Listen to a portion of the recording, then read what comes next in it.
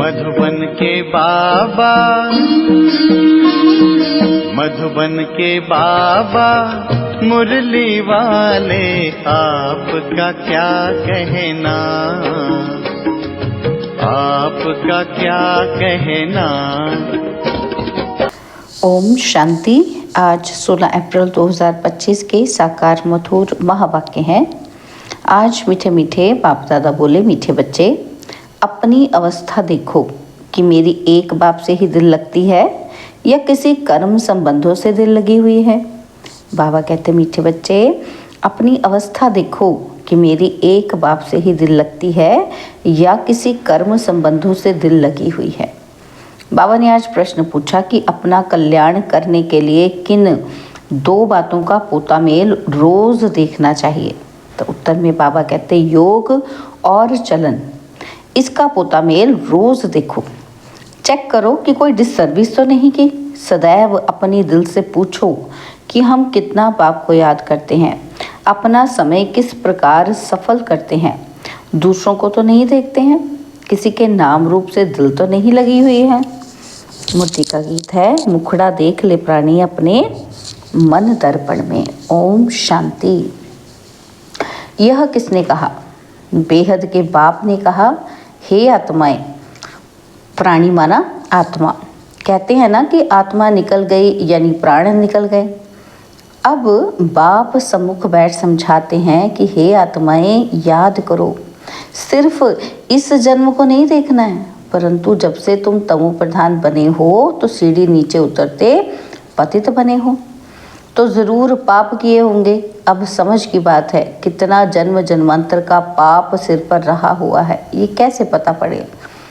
अपने को देखना है कि हमारा योग कितना लगता है। बाप के साथ जितना योग अच्छा लगेगा उतना विकर्म विनाश होंगे। बाबा ने कहा है, मेरे को याद करो तो गारंटी है कि तुम्हारे विकर्म विनाश होंगे। अपने दिल अंदर हर एक देखे कि हमारा बाप के साथ कितना योग रहता है। जितना हम योग लगाएंगे, पवित्र बनेंगे, पाप कटते जाएंगे और योग बढ़ता जाएगा।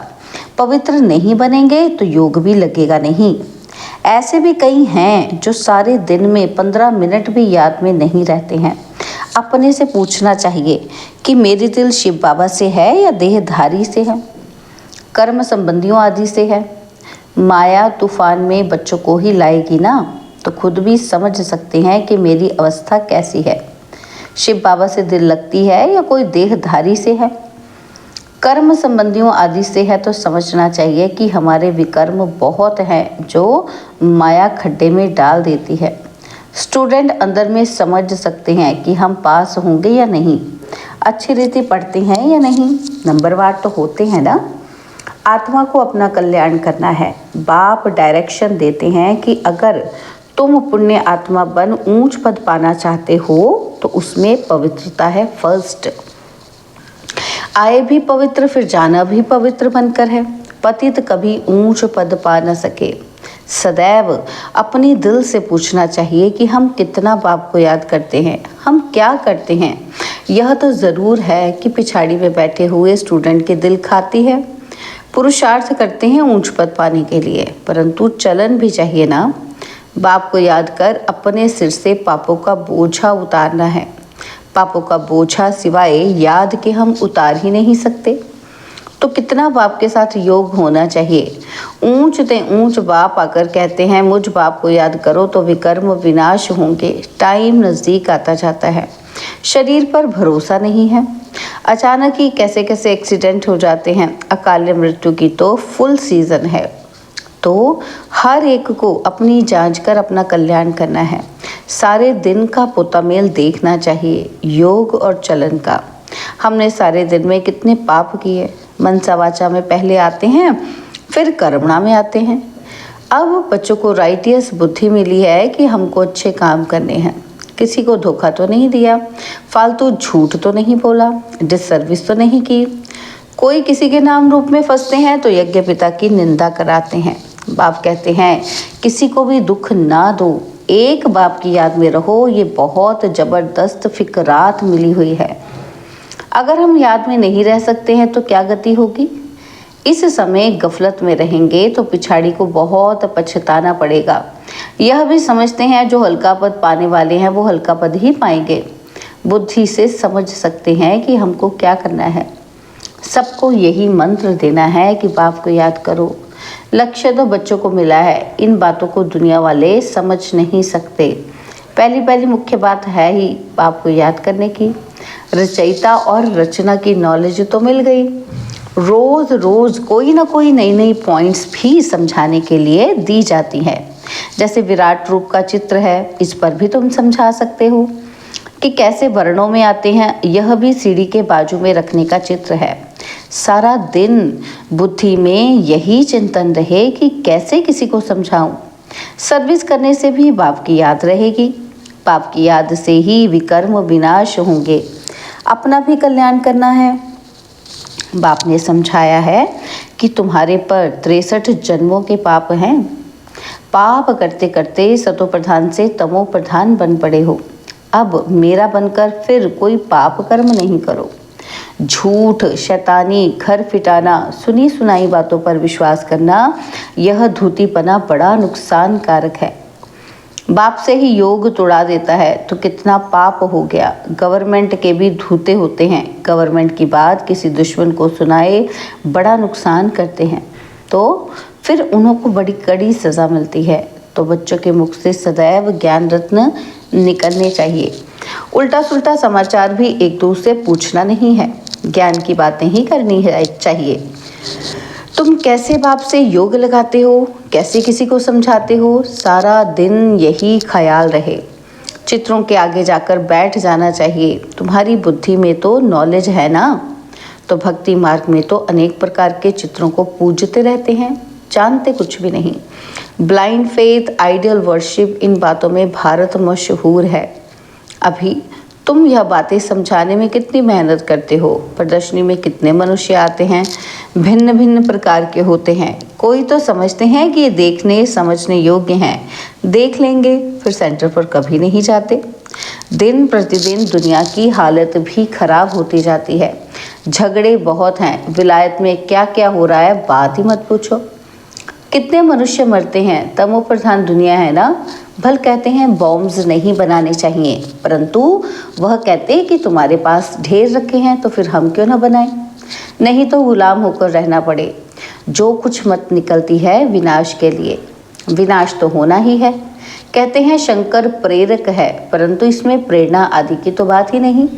हम तो ड्रामा पर खड़े हैं। माया बड़ी तेज है, हमारे बच्चों को भी विकारों में गिरा देती है। कितना समझाया जाता है कि देह के साथ प्रीत मत रखो, नाम रूप में मत फंसो, परंतु माया भी तमो प्रधान ऐसी है, देह में फंसा देती है, एकदम नाक से पकड़ लेती है, पता ही नहीं पड़ता है। तो बाप कितना समझाते हैं श्रीमत पर चलो, परंतु चलते ही नहीं। रावण की मत झट बुद्धि में आ जाती है। रावण जेल से छोड़ता ही नहीं। बाप कहते हैं अपने को आत्मा समझो, बाप को याद करो। बस अब तो हम गए, आधा कल्प के रोग से हम छूटते हैं। वहाँ तो है ही निरोगी काया, और यहाँ तो कितने रोगी हैं। यह रौरव नर्क है ना। भल वो लोग गरुड़ पुराण पढ़ते हैं, परंतु पढ़ने अथवा सुनने वालों को समझ कुछ भी नहीं है। बाबा खुद कहते हैं आगे भक्ति का कितना नशा था।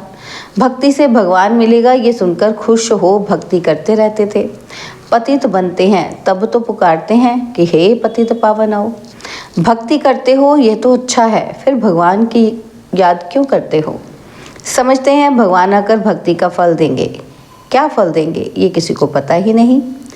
बाप कहते हैं गीता पढ़ने वालों को ही समझाना चाहिए, वही हमारे धर्म के हैं। पहली मुख्य बात ही है गीता में भगवान उवाच। अब गीता का भगवान कौन, भगवान का तो परिचय चाहिए, है ना। तुमको पता पड़ा है आत्मा क्या है, परमात्मा क्या है। मनुष्य ज्ञान की बातों से कितना डरते हैं। भक्ति कितनी अच्छी लगती है और ज्ञान से 3 कोस दूर भागते हैं। अरे पावन बनना तो अच्छा है, अब पावन दुनिया की स्थापना, पतित दुनिया का विनाश होना है, परंतु बिल्कुल सुनते ही नहीं। बाप का डायरेक्शन है हियर नो इविल, माया फिर कहती है हियर नो। बाबा की बातें। बाबा कहते हियर नो इवल, माया कहती हियर नो बाबा की बातें। तो माया का डायरेक्शन है कि शिव बाबा का ज्ञान मत सुनो। ऐसा जोर से माया चमाट मारती है जो बुद्धि में ठहरता ही नहीं। बाप को याद कर ही नहीं सकते। मित्र संबंधी देहधारी याद आ जाते हैं, बाबा की आज्ञा नहीं मानते। बाप कहते हैं माम एकम याद करो और फिर नाम फरमा बरदार बन जाते हैं। हमको फलाने की याद आती है, याद आएगी तो गिर पड़ेंगे। इन बातों से तो नफरत आनी चाहिए। यह बिल्कुल ही छी दुनिया है। हमारे लिए तो नया स्वर्ग स्थापन हो रहा है। तुम बच्चों को बाप का और सृष्टि चक्र का परिचय मिला है तो उस पढ़ाई में ही लग जाना चाहिए। बाप कहते हैं अपने अंदर को देखो। नारद का भी मिसाल है ना, तो बाप भी कहते हैं अपने को देखो। हम बाप को याद करते हैं, याद से ही पाप भस्म होंगे। कोई भी हालत में ये शिव बाबा को करना है और कोई से लव नहीं रखना है। अंत में शिव बाबा की याद हो तब प्राण तन से निकले। शिव बाबा की याद हो और सुदर्शन चक्र का ज्ञान हो। सुदर्शन चक्रधारी कौन है यह भी किसी को पता थोड़ी है। ब्राह्मणों को भी ये नॉलेज किसने दी? ब्राह्मणों को ये सुदर्शन चक्रधारी कौन बनाते हैं? परमपिता परमात्मा बिंदी। तो क्या वह भी सुदर्शन चक्रधारी हैं? हाँ, पहले तो वो हैं, नहीं तो हम ब्राह्मणों को कौन बनाएं? सारी रचना के आदि मध्य अंत का नॉलेज उसमें है। तुम्हारी आत्मा भी बनती है, वह भी आत्मा है। भक्ति मार्ग में विष्णु को चक्रधारी बना दिया है। हम कहते हैं परमात्मा त्रिकालदर्शी, त्रिमूर्ति, त्रिनेत्री है। वह हमको सुदर्शन चक्रधारी बनाते हैं। वह भी ज़रूर मनुष्य तन में आकर सुनाएंगे। रचना के आदि मध्य अंत का ज्ञान ज़रूर रचता ही सुनाएंगे ना। तो रचता का ही किसी को पता नहीं है तो रचना का ज्ञान कहाँ से मिले? अभी तुम समझते हो शिव बाबा ही सुदर्शन चक्रधारी है, ज्ञान का सागर है। वह जानते हैं कि हम कैसे इस 84 के चक्र में आते हैं। खुद तो पुनर्जन्म लेते नहीं, उनको नॉलेज है जो हमको सुनाते हैं। तो पहले तो शिव बाबा सुदर्शन चक्रधारी ठहरा। शिव बाबा ही हमको सुदर्शन चक्रधारी बनाते हैं, पावन बनाते हैं, क्योंकि पतित पावन वह है, रचता भी वह है। बाप बच्चे के जीवन को जानते हैं ना। शिव बाबा ब्रह्मा द्वारा स्थापना कराते हैं, करण करावनहार है ना। तुम भी सीखो, सिखलाओ। बाप पढ़ाते हैं फिर कहते हैं औरों को भी पढ़ाओ। तो शिव बाबा ही तुमको सुदर्शन चक्रधारी बनाते हैं। कहते हैं मुझे सृष्टि चक्र का नॉलेज है तब तो सुनाता हूँ। तो 84 जन्म कैसे लेते हो, ये 84 जन्मों की कहानी बुद्धि में रहनी चाहिए। यह बुद्धि में रहे तो भी चक्रवर्ती राजा बन सकते हैं। यह है ज्ञान। बाकी योग से ही पाप कटते हैं। सारे दिन का पोता मेल निकालो। याद ही नहीं करेंगे तो पोता मेल भी क्या निकालेंगे? सारे दिन में क्या क्या किया ये तो याद रहता है ना। ऐसे भी मनुष्य हैं अपना पोता मेल निकालते हैं। कितने शास्त्र पढ़े, कितना पुण्य किया। तुम तो कहेंगे कितना समय याद किया, कितना खुशी में आकर बाप का परिचय दिया, है ना। तो बाबा कहते हैं भक्ति मार्ग वाले क्या पोता मेल निकालते हैं कि इसने कौन से शास्त्र पढ़ लिए, कितना पुण्य कर लिया। और तुम पोता मेल कैसे निकालते हो कि मैंने बाबा को कितना समय याद किया और कितना खुशी में आकर बाबा का परिचय दिया। बाप द्वारा जो पॉइंट्स मिली हैं उनका घड़ी घड़ी मंथन करो। जो ज्ञान मिला है उसे बुद्धि में याद रखो। रोज़ मुरली पढ़ो, वह भी तो बहुत अच्छा है। मुरली में जो पॉइंट्स है उनको घड़ी घड़ी मंथन करना चाहिए। यहाँ रहने वालों से भी बाहर विलायत में रहने वाले जास्ती याद में रहते हैं। कितनी बंधेलियाँ हैं, बाबा को कभी देखा भी नहीं है और याद कितना करती हैं। नशा चढ़ा रहता है। घर बैठे साक्षात्कार होता है या अनायास सुनते सुनते निश्चय हो जाता है। तो बाप कहते हैं अंदर में अपनी जांच करते रहो कि हम कितना ऊंच पद पाएंगे, हमारी चलन कैसी है। कोई खान पान की लालच तो नहीं है, कोई आदत नहीं रहनी चाहिए। मूल बात है अव्यभिचारी याद में रहना। दिल से पूछो कि हम किसको याद करता हूँ, कितना समय दूसरों को याद करता हूँ। नॉलेज भी धारण करनी है, पाप भी काटने हैं। कोई ने ऐसे पाप किए हैं जो बात ही मत पूछो। भगवान कहते हैं ये करो, परंतु कह देते हैं कि परवश हैं। अर्थात माया के वश है। अच्छा, माया के वश ही रहो फिर। तुम्हें या तो श्रीमत पर चलना है या तो अपनी मत पर। देखना है कि इस हालत में हम कहाँ तक पास होंगे, क्या पद पाएंगे। 21 जन्म का घाटा पड़ जाता है। जब कर्मातीत अवस्था हो जाएगी तो फिर देह अभिमान का नाम नहीं रहेगा। इसलिए कहा जाता है देही अभिमानी बनो। अच्छा, मीठे मीठे सिकी लदे बच्चों प्रति माता पिता बाप दादा का याद प्यार और गुड मॉर्निंग। रूहानी बाप की रूहानी बच्चों को नमस्ते। हम रूहानी बच्चों की रूहानी बाप दादाजी को दिलवा जान सिकवा प्रेम से नमस्ते। ओम शांति। प्यारे बाबा, मीठे बाबा, मेरे बाबा, शुक्रिया बाबा, शुक्रिया बाबा, शुक्रिया। धारणा के लिए मुख्य सार है। पहला पॉइंट है, कोई भी कर्तव्य ऐसा नहीं करना है जिससे यज्ञ पिता की निंदा हो। बाप द्वारा जो राइटियस बुद्धि मिली है उस बुद्धि से अच्छे कर्म करने हैं, किसी को भी दुख नहीं देना है। और सेकंड पॉइंट है, एक दो से उल्टा सुल्टा समाचार नहीं पूछना है, आपस में ज्ञान की ही बातें करनी है। झूठ, शैतानी, घर फिटाने वाली बातें ये सब छोड़ मुख से सदैव रत्न निकालने हैं। ईविल बातें ना सुननी है ना सुनानी है। बाबा ने आज वरदान दिया, 5 विकार रूपी दुश्मन को परिवर्तित कर सहयोगी बनाने वाले माया जीत जगत जीत भव। 5 विकार रूपी दुश्मन को परिवर्तित कर सहयोगी बनाने वाले माया जीत जगत जीत भव। विजयी दुश्मन का रूप परिवर्तन जरूर करता है, तो आप विकारों रूपी दुश्मन को परिवर्तित कर सहयोगी स्वरूप बना दो, जिससे वे सदा आपको सलाम करते रहेंगे। काम विकार को शुभ कामना के रूप में, क्रोध को रूहानी खुमारी के रूप में, लोभ को अनासक्त वृत्ति के रूप में और मोह को स्नेह के रूप में और देह अभिमान को स्वाभिमान के रूप में परिवर्तित कर दो तो माया जीत जगत जीत बन जाएंगे। स्लोगन है, रियल गोल्ड में मेरापन ही अलाय है। रियल गोल्ड में मेरापन ही अलाय है जो वैल्यू को कम कर देता है, इसलिए मेरेपन को समाप्त करो। बाबा के अव्यक्त इशारे, कंबाइंड रूप की स्मृति से सदा विजयी बनो। तो बाबा कहते कभी कोई कार्य में या सेवा में जब अकेले अनुभव करते हो ना, तब थक जाते हो, फिर 2 भुजा वालों को साथी बना लेते हो, 1000 भुजा वाले को भूल जाते हो। जब 1000 भुजा वाला अपना परम धाम छोड़कर आपको साथ देने के लिए आया है तो उसे अपने साथ कंबाइंड क्यों नहीं रखते। सदा बुद्धि से कंबाइंड रहो तो सहयोग मिलता रहेगा। ओम शांति।